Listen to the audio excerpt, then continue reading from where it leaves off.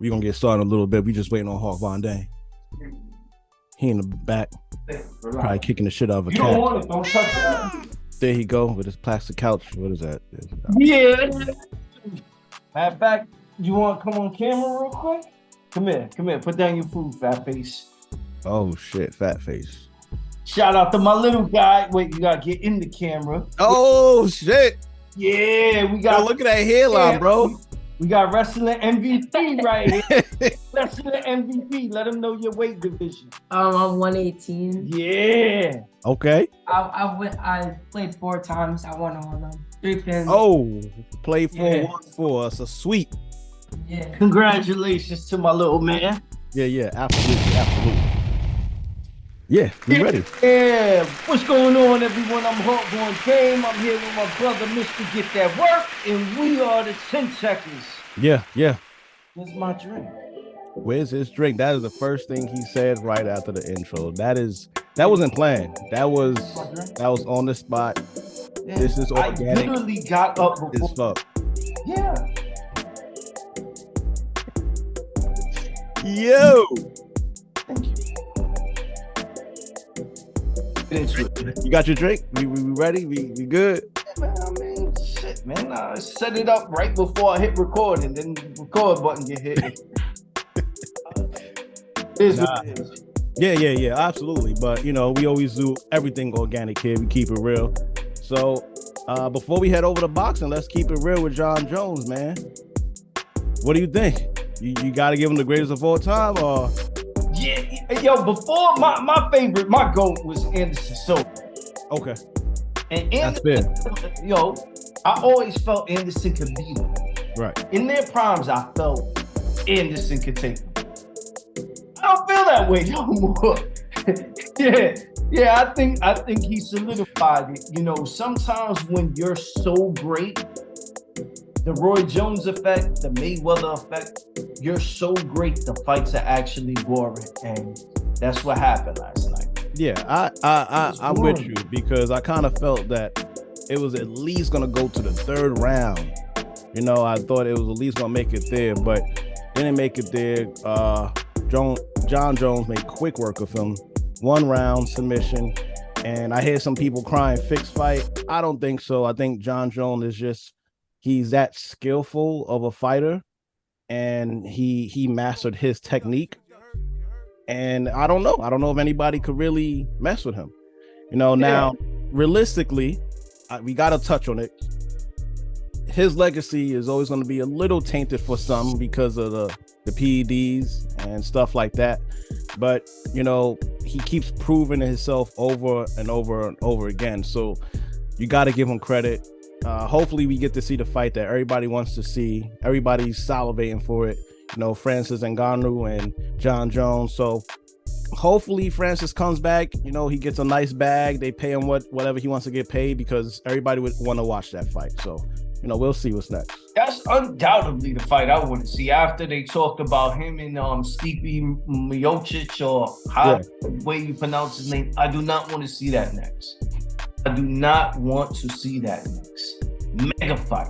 Yeah. Even if you gotta wait a little bit to set it up with him and Francis, make that fight happen, because I think this is it. It's only one fight. I think it's only one fight, and you would hate for him to get in there with Stipe and break his leg or injure something, and now we get the fight. Fuck that. Let's get him and Ngannou in there next. Heading over to the boxing, man. And I know that was a terrible transition, but it is what it is. Does Hurt still have it? He's a gatekeeper now, because that's what he's looking like. And I don't want to call him that, but that's kind of what it's looking like. Yeah, man. It's crazy how much it shifted, though. Right. From how he was to how quickly the landslide went, where I don't know if it's just me, he don't even look talented no more. Well, I mean, I feel like he looked somewhat the same. He always took a lot of punches.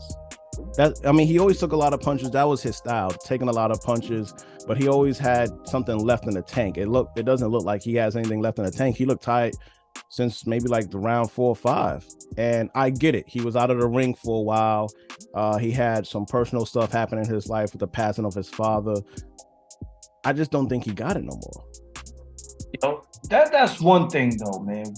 We get on here and we talk shit about people, and not even talk shit. We give our opinions.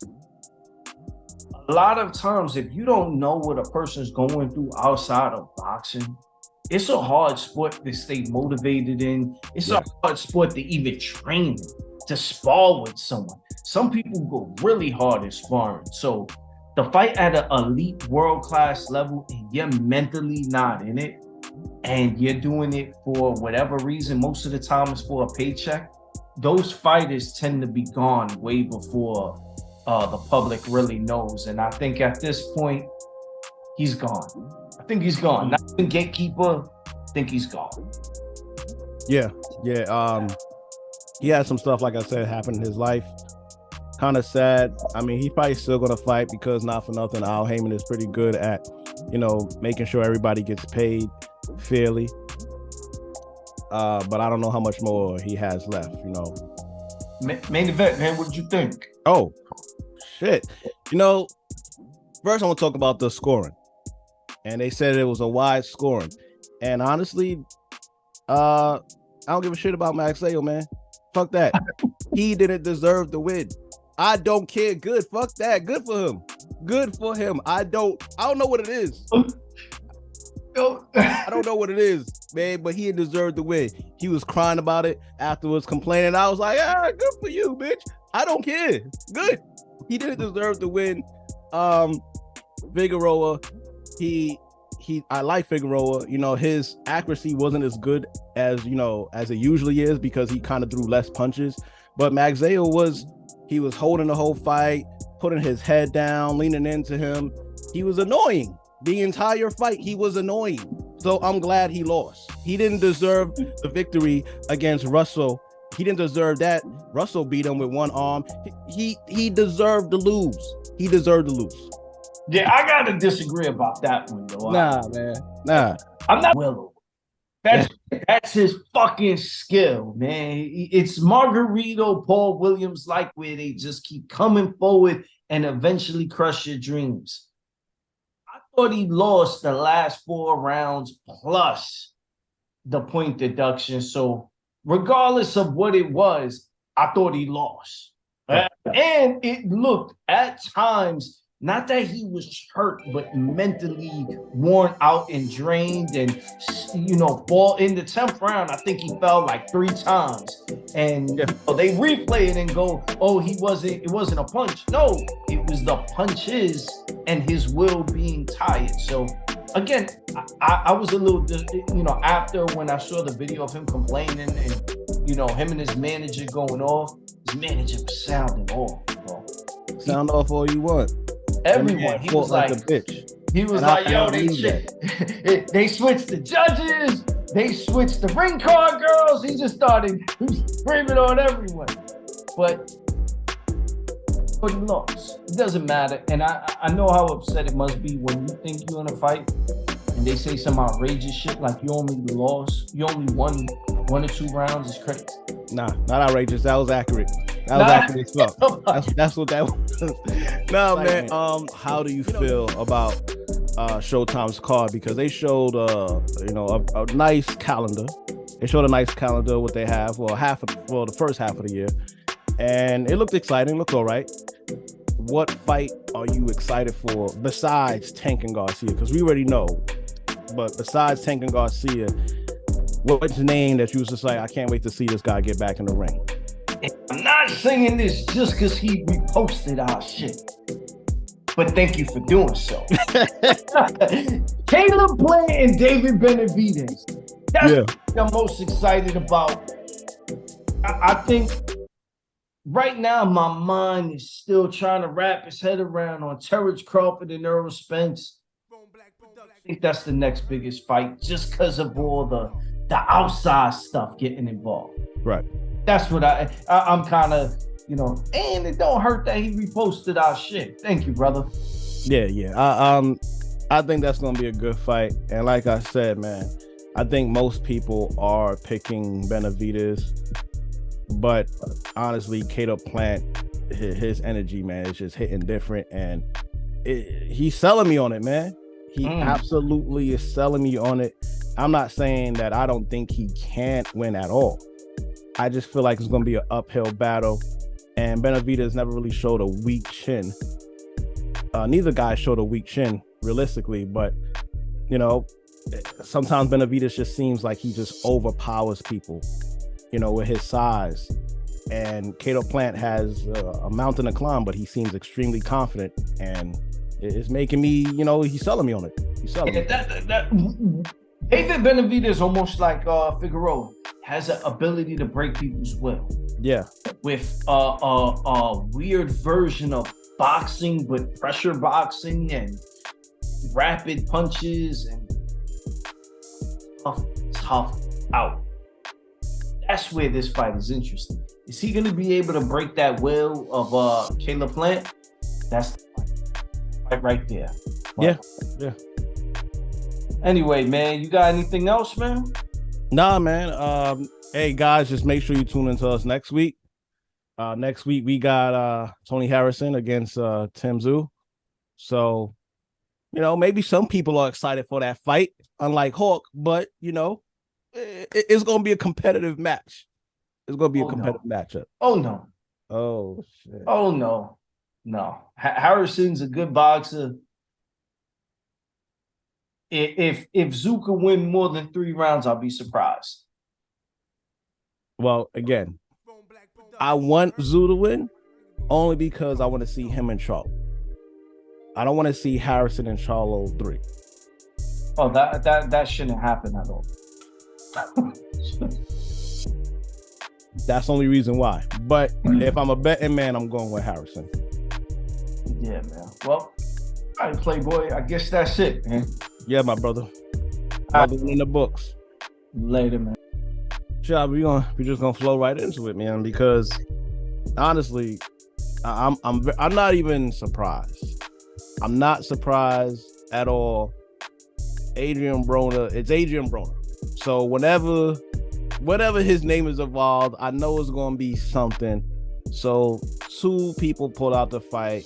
Now he's not with Black Prime, and now he went to Eddie Hearn. Like, it's sad because he was very talented. And after his first loss, it was just a complete mudslide downhill, like fast track. Like the shit was just crazy, man. Yo, life happens so much involved in boxing. Like, I mean, life outside of what happens in the ring. He talked about partying a lot, drinking a lot, hard to stay on weight. And it's hard to give someone who comes from poverty the world, to give them money, fame, things like that. And yeah, he's talented, but there's also a skill that no one ever talks about, which is kind of remaining focused in terms of evolving, growing up. Someone gives you money, and if people say money don't change you, it makes you what you are. Well, what happens when you're from a rough environment that is surrounded by drugs and drinking and partying, and that's the culture?